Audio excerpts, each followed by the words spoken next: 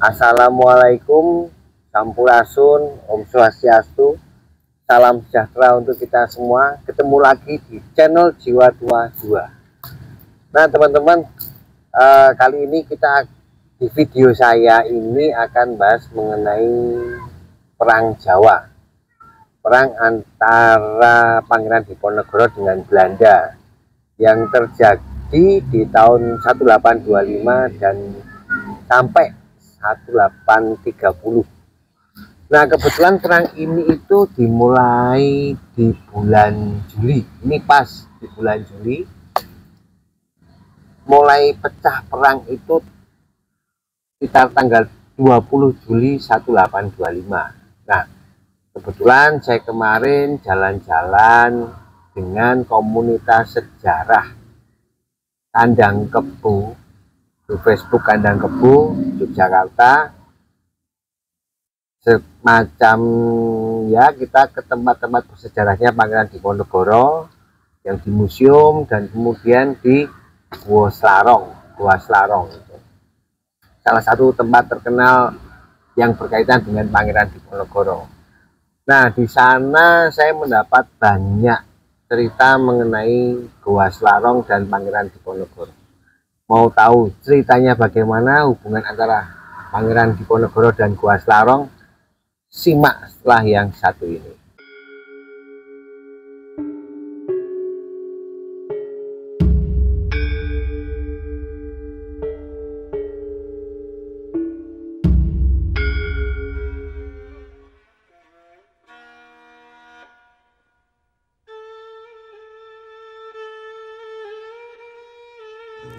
Sering dipakai dari Panembahan Senopati juga memakai, ataukah Raden Mas yang Wuryah yang seharusnya jadi raja, masih belum jelas. Lah beliau tinggal di Slarong tapi bukan di sini, di timur sungai yang sekarang jadi gandean.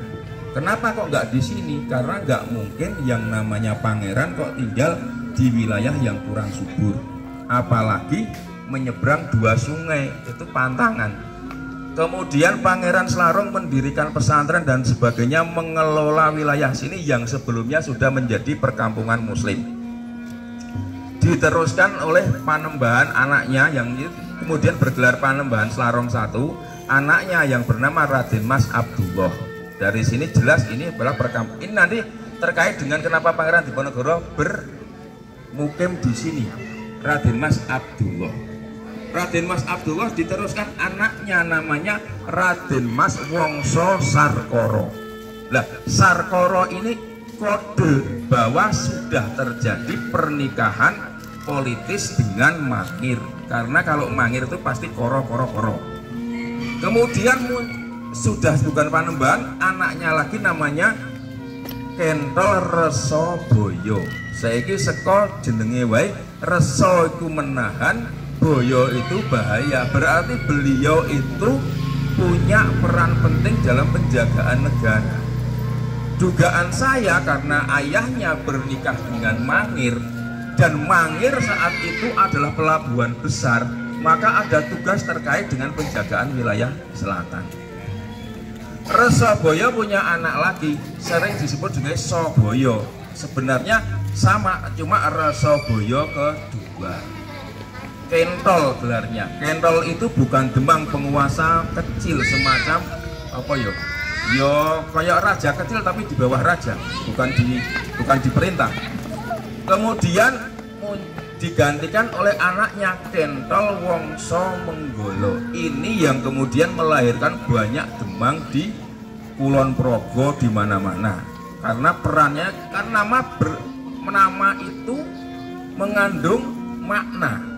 Wongso Menggolo militeris, kayak warna militer. Resoboyo militer. Kemudian Wongso Menggolo punya anak Ongko Joyo. Ongko Joyo nanggon wayang sapa? Anaknya Parikesit atau siapa? Karena itu edisi terakhir. Saat itulah Pangeran Diponegoro 1812 kemudian menginginkan Slarong yang sini menjadi tanah pelungguhnya.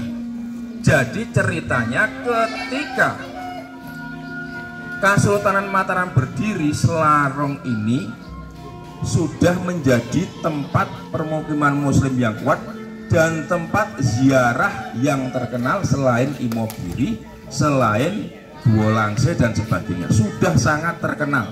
Kenapa? Dahulu sebelumnya peradaban di Bantul Selatan itu dimulai dari sini. Buktinya apa? Ada bekas candi-candi dan ini merupakan candi Hindu Siwa karena ada patung Andini di sebelah timur sana. Jadi candi itu bukan candi besar yang satu, tapi candi kecil-kecil yang kompleks dan merupakan candi pertapaan. Kenapa disebut candi pertapaan? Cirinya apa? Karena candi pertapaan itu harus di lereng bukit, ada air terjun, ada air mengambang untuk menaruh cawan-cawan dan mengalir. Maka di sini candi pertapaan Hindu Siwa. Jadi itu sebelum atau saat Mataram Hindu di tahap awal. Karena ini merupakan sebuah wilayah yang kuat Hindu Siwa, maka ketika Demak itu berdiri menjadi negara Islam pertama, daerah sinilah yang menjadi sasaran dakwah pertama dengan mengutus Raden Mas Husain atau siapa yang menjadi panembahan Buddha yang di Makam Sewu. Tapi kenapa di sana lebih strategis? Tapi wilayahnya kan sini. Nah, karena peninggalan Hindu Siwa, ada permukiman Muslim. Di sini ada masjid besar. Kemudian di situ ada gua. Di gua itu tempat bersemedi. Maka para pangeran pada masa itu selalu rutin, banyak yang kayak wajib nek kue arep dadi pangeran tenan, arep dadi ningrat tenan, kudu bertapa di beberapa tempat. Salah satunya wajib adalah Selarong. Lah Pangeran Diponegoro Muda sangat suka sekali di Selarong. Kenapa? Di sana ada gurunya Kiai Kasongan, di sini juga ada ulama Kiai Selarong, ada masjid, ada tempat bersemedi yang beda dengan gua-gua lainnya. Nek gua ngendi ketemu Nyai Roro Kidul, ketemu sing jogo iki, nek kene ya ketemune Gusti Allah, sowan Gusti Allah, gitu loh. Nah, pada saat pemerintahan Kesultanan Mataram, tanah ini menjadi lahan tanah pelunggunya Kanjeng Raden Tumenggung Sumodiningrat yang gugur pada perang Sepai. Karena Raden Tumenggung Sumodiningrat tidak punya anak kandung dari istri yang dari keraton, maka Kanjeng Raden Tumenggung Sumodiningrat mengangkat mupu anak sing dadi Pangeran Adinegoro atau adik bungsunya Pangeran Diponegoro. Nah, ketika Raden Tumenggung Sumodiningrat 1812 belani keraton Jogja dari gempuran Sepai gugur, ini harusnya menjadi tanah dari adik bungsunya Pangeran Diponegoro, Pangeran Adinegoro. Tapi Pangeran Diponegoro itu pas saat dilantik jadi pangeran loh, minta tukar guling. Adiknya itu sangat dekat dengan Diponegoro. Aku wis ngerti karemu Mas atau gua apa Selarong. Karena apa? Diponegoro sejak lahir Cenger wis disumpahi karo Hamengkubuwono I. Iki sok putuku sing bakal gawe rugine londo luwih gede timbangane aku. Wih, piye akhire wallahu a'lam bishawab. Lah Pangeran Diponegoro mendapatkan wangsit itu kan tertanam, aku kudu golek nggon sing iso memfasilitasi perjuanganku. Ketemu nang Selarong, darah siwane panas, gone maju ya dulu kota ini. Masyarakatnya Muslim, ada pertapaan dan strategis. Strategis kenapa? Arep nang Kulon Progo oke, Ngetan oke semuanya. Maka 1812 Pangeran Diponegoro meminta Pangeran Adinegoro tukar guling, sehingga mulai itulah wilayah Selarong menjadi tanah pelungguh Pangeran Diponegoro. Siapa yang di Selarong yang berkuasa saat itu? Yaitu Kentol Ongko Joyo. Kemudian 1812 seterusnya beliau kemungkinan membangun pesanggeran di sebelah timur sana di dekat sungai. Karena apa? Yang namanya zaman dahulu ya apa ya raja ki arep sing nangkali. Pangeran nangkali rak ora mungkin toh. Harus di kamar mandi, tapi bawahnya ada kalen sing nggawa nangkali. itu hanya di sana, nggak mungkin tinggal di sini. Lah nek ana wong kok Pangeran Diponegoro mengasingkan diri di Slarong ngungsi ya salah besar. Wong sini wilayah kekuasaannya kok nyambung ke sana, yang sana itu juga kekuasaan Diponegoro karena warisan dari Eyang Buyutnya. Sini ke sana masih jadi milik Diponegoro sampai ke daerah dekat Palpapan. Karena apa? Kono ono istilah Gose. Gose ini singkatan Gua Slarong. Kalau kita lihat di peta itu juga Slarong sampai sana, peta lama. Nah, Pangeran Diponegoro pesanggerahannya di sana. Kalau bulan puasa full di masjid sini, malam di sini, kemudian mula ngaji beberapa muridnya di dalam gua, semedi di gua. Gua itu ada dua, Gua Kakung dan Gua Putri itu salah. Sebenarnya gua secang siji. Sing wetan ki dapur, nggo masak ketika Diponegoro mau sahur. Itu saja. Itu 1812 ya. Terus kemudian 1823 ketika mulai konflik, Pangeran Diponegoro banyak berada di Slarong, mengkonsentrasikan kekuatannya dan di pesantren, lobi-lobi ke pesantren lain-lain. So aku harus mengobarkan perang pusatnya nang Slarong. Seperti itu ceritanya tentang latar belakang wilayah Slarong. Jadi saya sangat menyesal sekali setiap ada wartawan datang yang ditemui bukan orang yang ngerti. Ditulis Gua Slarong asale saka Gua Selonang Kerong, Selane Rong enggak, dari Pangeran Slarong. Turun-turun itu kemudian di sini dipusatkan kekuatannya, maka di sini wilayah-wilayahnya apa jenengane ada terkait dengan Gua Slarong. Sing lapangan Bono kuwi jenengane Banjaran. Karena di situ untuk membanjarkan pasukan-pasukan Diponegoro awal perang yang jumlahnya mencapai 55.000. Tapi bukan 50.000 satu tempat. Datang satu hari pulang ke wilayahnya satu kayak gitu. Di Banjaran di situ. Kemudian ada Watu Geduk karena di situ ada lempengan apa batu yang kalau pasukan Diponegoro lewati duk dan sebagainya.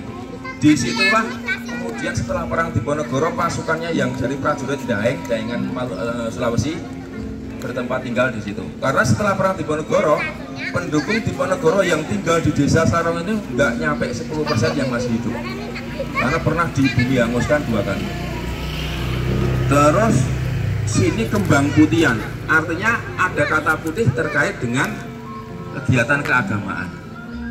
Sebelah timur dulu yang namanya Slarong terbagi menjadi Slarong Gandian karena di situ adanya prajurit Gandek, kemudian Dukuh dulunya Kelempoan karena tempat utamanya, kemudian Slarong Gemahan, terus Slarong Gejawan. Slarong Gejawan sekarang menjadi Nderesan. Kemudian 1914 jadilah setelah perang Diponegoro selesai, wilayah Slarong ini menjadi wilayah yang dianaktirikan. Ora digateke blas. Soalnya takut akan adanya darah-darah pemberontakan, makanya banyak penduduk Slarong yang dari luar didatangkan. Kemudian penguasa wilayahnya adalah kudune Kentol anake Angkajaya sik jenengane Jaya Sentaka. Ning didunke dadi Demang. Ning Demang sing merdeka, sing ora di bawah kepemimpinan Tumenggung apa Pangeran, tapi langsung ke raja. Kemudian menjadi wilayah yang bebas pajak. Dari Demang Jaya Sentana muncul kemudian ke anak-anaknya, mulai kemudian ditarik pajak, kemudian menjadi desa itu 1914 menjadi desa Slarong. 1947 gabung dengan desa Iroyudan, jadi sekarang Guosari. Mengatakan untuk sejarah Slarong. Nah, adapun peran besar dari masyarakat Slarong itu saya sampaikan begini. Raden Tumenggung Basah Setot Prawiro Dirjo III memberontak zamannya Habib II loh. Kabeh Bupati Berang Timur mendukung, tapi begitu perang pertama pecah kalah, tidak ada dukungan. Raden Tumenggung Sastro Negoro pendukungnya Pangeran Diponegoro yang mengobarkan perang dari Tuban, Demak, Tuban ke Wetan, didukung oleh pasukan besar. Begitu pasukannya kalah, surut, akhirnya gabung ke Selarong 1828. Nah, Pangeran Diponegoro bisa bertempur sekian banyak itu, sekian lama, karena apa? Sebelum pecah perang, saat bulan Maulud 2 kali, Pangeran Diponegoro mengundang seluruh bupati yang sowan ke Sultan ke Tegalrejo, diadakan workshop 2 kali. Intinya, keadaan kita genting, masyarakat menderita, aku harus mengadakan perang. Jawaban mereka apa? Saya setuju kita memberontak, saya setuju kita melawan, tapi jangan perang. Nek perang ngilu sing wingi-wingi bakal kalah, soalnya Belanda terlalu kuat. Tapi Diponegoro lobby-lobby terus ke pesantren dan sebagainya. Akhirnya tanggal 29 Ramadan di sini sudah mencanangkan sok tanggal 1 Suro, nek ra kleru 1 Suro atau 6 Suro, nek mung 1 Suro, aku harus melakukan mengobarkan perang. Markas pusatnya di Selarong, surat dikirim ke semuanya. Itu kemudian beliau sawalan di Tegalrejo. Setelah itu isu itu disebarkan, Patih Danurejo akan mencegah itu semua. Gimana caranya? Tegalrejo dikepung. Bahasan Tegalrejo dikepung, akhirnya meletuslah perang. Lebih dulu sekitar 2 bulan sebelum rencana. Nah, perang kemudian beliau malam ke Kalisoko, pagi ke Selarong. Siangnya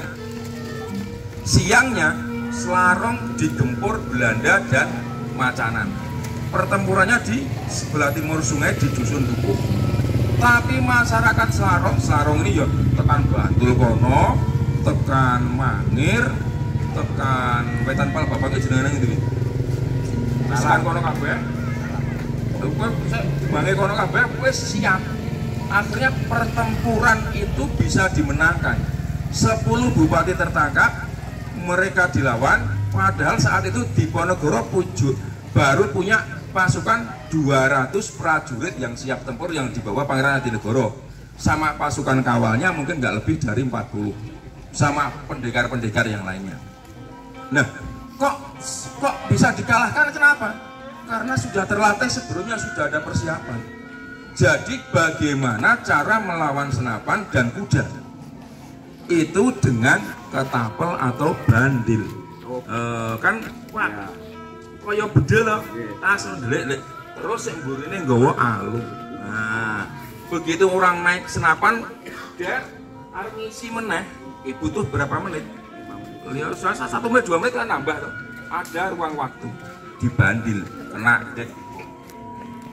Senapan kalau sudah 12 kali nembak macet, bedil biyen kok. Nah gitu. Itu kemenangannya di situ. Makanya dengan jumlah massa mengepung, mengurung bandil, begitu peluru entek diajar. Akhirnya kabur, menang. Dampaknya langsung malam itu para pangeran yang dulu ragu dengan kemampuan Diponegoro dan masyarakat ambyuk ke sini karena sebelumnya sudah mendukung. Termasuk pangeran-pangeran yang akhirnya gugur di pihak Belanda karena alasan politis dan sebagainya, keterpaksaan harus tertangkap. Kayak Pangeran Panular itu orang yang sangat setia dengan Diponegoro. Pangeran Adiwijoyo itu wakilnya Habib juga di pengasihan yang berunding dengan Diponegoro, yang akhirnya gugur di pihak lawan karena kesalahpahaman dan problem-problem politis banyak. Ngambyuk bene, bojone digawa, anake digawa, harta kekayaannya digawa, omahe diobong. Nah, itu puncak yang mengharukan. Esok harinya kabar tekan Sragari, Pajang, tekan Demak, mereka berduyun-duyun ke sini. Mulailah dalam waktu 1 minggu itu pasukan terbentuk dengan luar biasa. Sampai akhirnya Pangeran Diponegoro mencanakan merebut kota. Nah, kalau pertempuran pertama itu kalah, Yusraono perang Diponegoro selanjutnya. Karena pertempuran itu menang, gabung banyak sekali. Akhirnya terjadi kekuatan massa yang luar biasa. Singkat cerita menang, tapi akhirnya kemudian keseser kalah 3 bulan kemudian, dan mulai keliling-keliling perang-perang di berbagai macam tempat.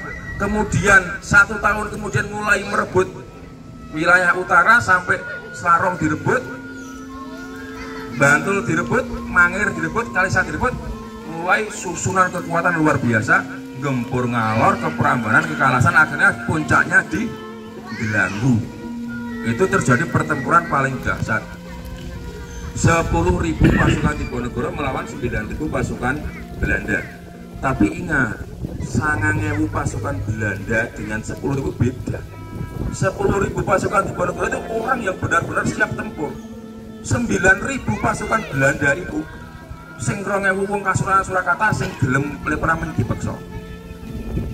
Liyane wong Madura sing ya kepeksa. Yang benar-benar bertempur paling cuma sekitar 2.000 sampai 3.000. Tapi akhirnya menang besarnya di situ. Mulai saat itulah kemudian ada perubahan strategi perang Diponegoro dari strategi yang mengerahkan massa menjadi strategi perang atrisi.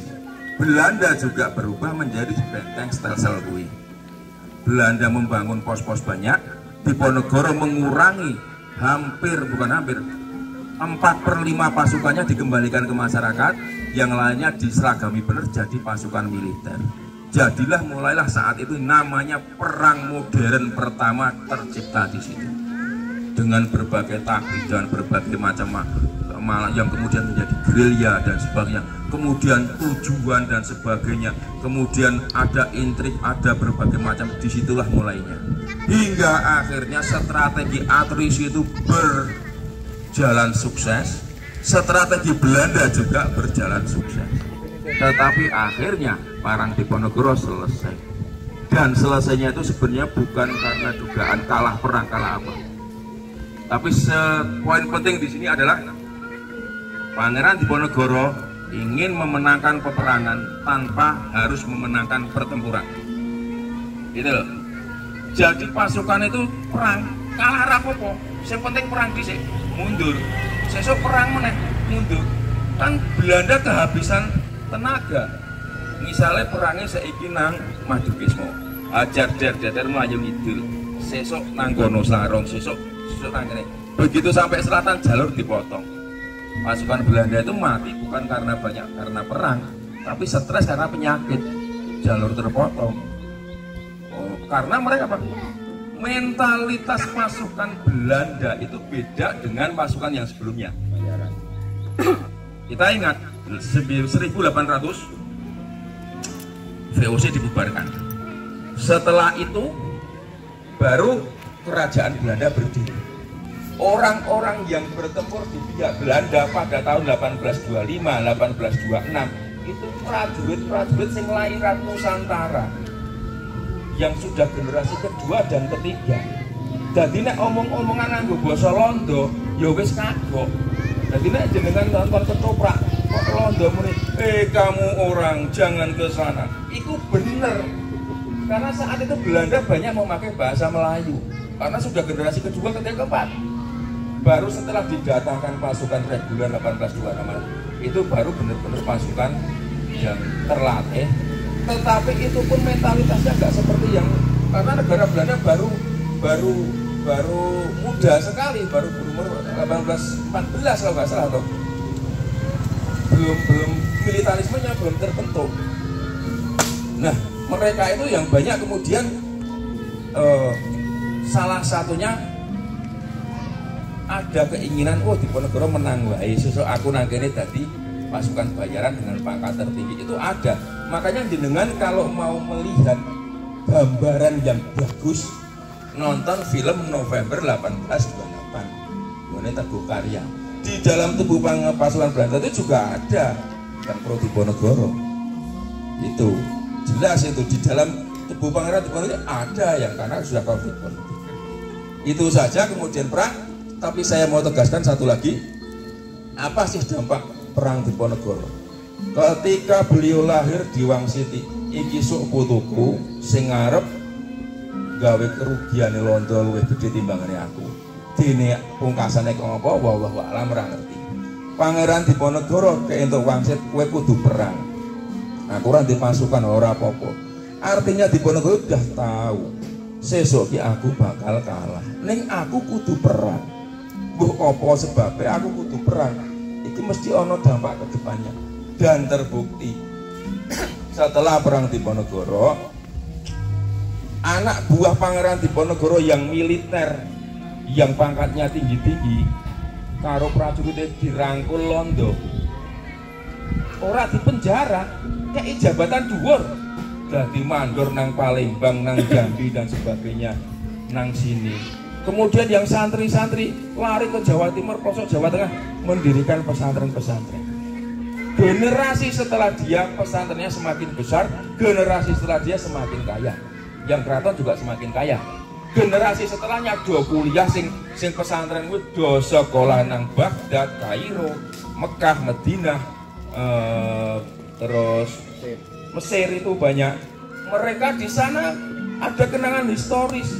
Awake dhewe simbahe biyen awake dhewe perang. Bersatu ya awake dhewe bersatu. Dan anak generasi ketiga yang kaya-kaya yang ningrat itu sekolah bentuk nang Stovia Budi Utomo. SDI. Ya toh? SDI sapa sing ngedeke? Saya HOS Cokro Aminoto. Cokro itu dijadi dengan Diponegoro. Meskipun Surakarta mungkin ya. Karena Surakarta pendukung. Mereka juga punya memori historis, jangan sama sekarang kita bersatu. Mulailah ada kesatuan nasionalis, kesatuan agamalis. Maka ketika 19 sama sebelum merdekaan itu semua partai politik, buat kuwi partai Katolik, buat kuwi partai komunis, majang lukisan Diponegoro. Diponegoro lah yang menyatukan. Di kalangan santri juga demikian. Sampai kemudian 1928 kami putra dan putri Indonesia mengaku, mulai jadi, kemudian jadilah kemerdekaan Indonesia karena bersatu. Nek ora ana perang Diponegoro ya ora iso, Pak.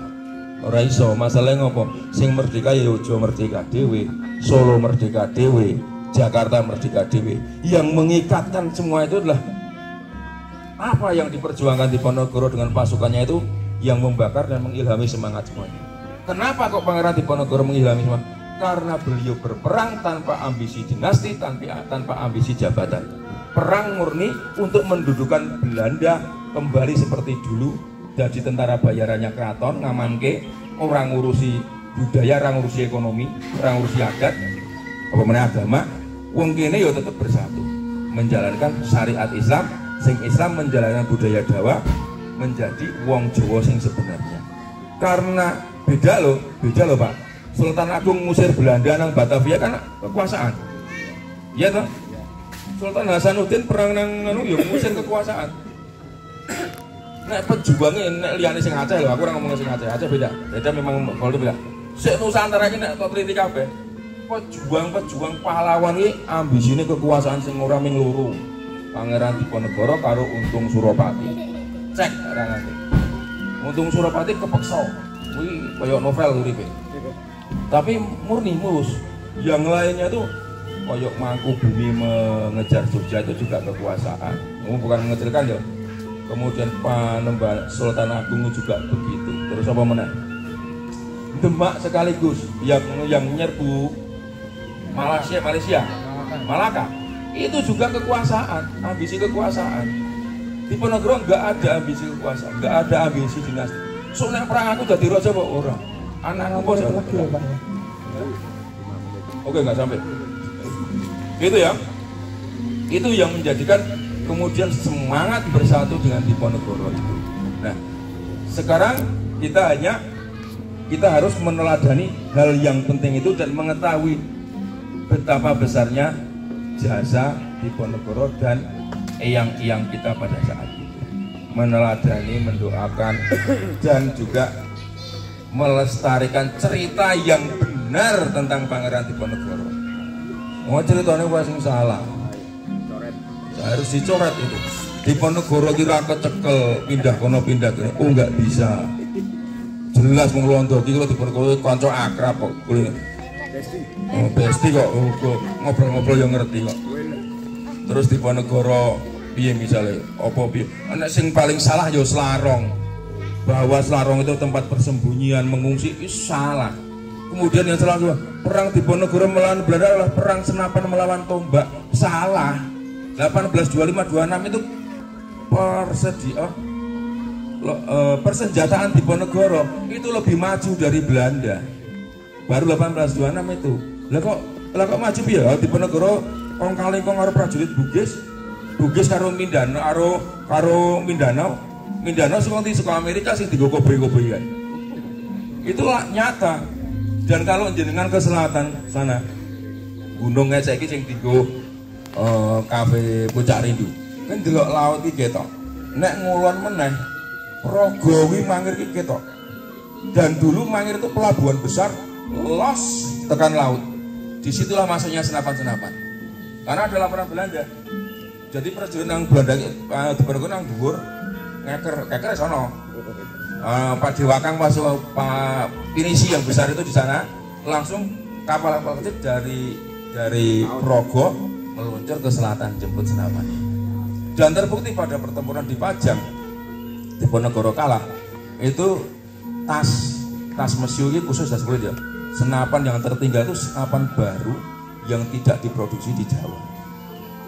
Jadi sangat salah kalau tombak melawan senapan. Itu. Kemudian yang terjadi setelah itu memang seperti itu beda. Tetapi kalahnya Diponegoro dan sebagainya itu yang menjadi pelajaran buat kita semua ya.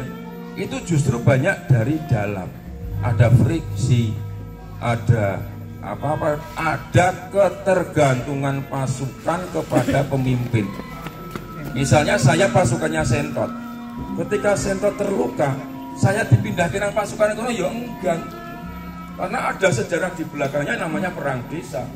Ada sejarah di belakangnya musuh-musuhan antar wilayah. Itu makanya ketika Raden Ngabei sakit, Sentot sakit itu meruntuhkan banyak sekali pasukan. Saya kira itu aja.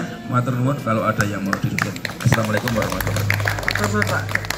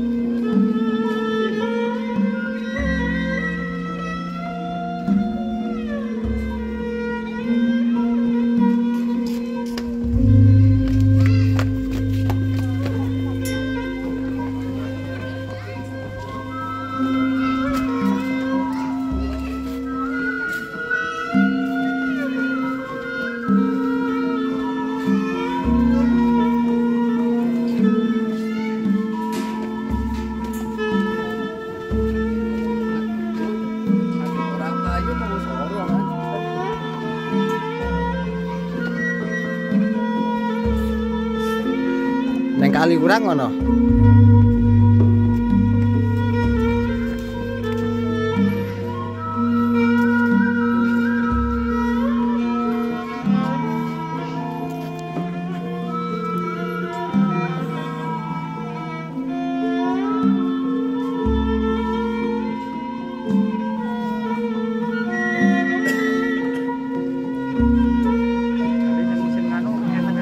Air.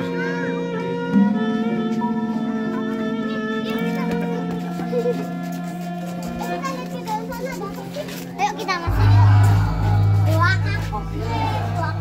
Sampai dua kapok.